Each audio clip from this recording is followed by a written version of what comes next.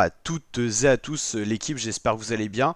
Pour cette nouvelle vidéo, on se retrouve pour la présentation complète de la 7e étape du Tour d'Italie 2024, classée 4 étoiles sur 5. Ça sera une étape cruciale dans ce Tour d'Italie. Ça sera d'ailleurs le premier contre-la-montre de ce parcours, contre-la-montre individuel entre la ville de Foligno et la ville de Perugia, 40,6 km. C'est un format assez imposant, assez rude, où des écarts entre les principaux favoris pourraient survenir.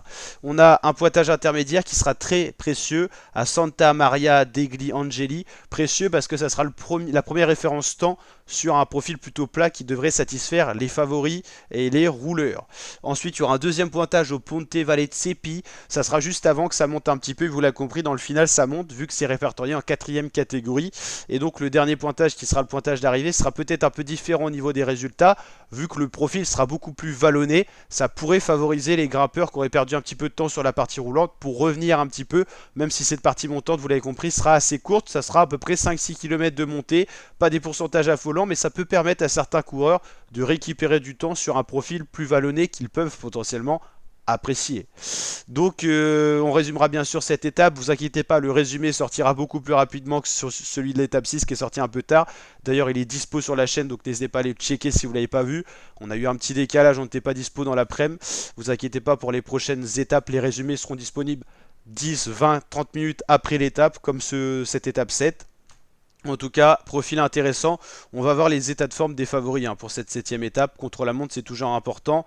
À la veille d'une grosse étape samedi de montagne, ça sera la première étape où on aura plusieurs cols successifs. On sera vraiment dans un massif montagneux. Ça sera vraiment des cols où on verra se révéler les états de forme des favoris. On verra qui pourra gagner potentiellement le Giro. On pense bien sûr à Tadej Pogacar, mais on verra surtout qui peut le perdre et qui va le perdre sur cette étape, c'est sûr.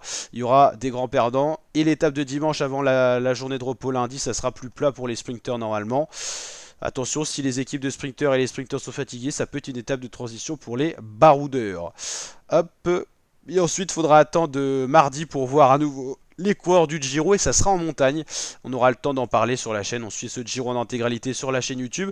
N'hésitez pas à nous rejoindre en vous abonnant, c'est gratuit. Activez la petite cloche pour être tenu au courant de la sortie de ces vidéos, présentation d'étapes et résumés, et plein d'autres contenus à découvrir sur la chaîne. Vous pouvez revivre tout ce Giro qui est disponible dans la playlist Giro 2024.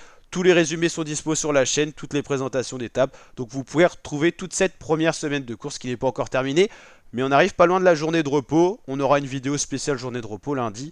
Donc tout ça à suivre sur la chaîne. N'hésitez pas à liker si ça vous plaît, le petit pouce bleu des familles, le petit commentaire, le petit abonnement. Ciao l'équipe.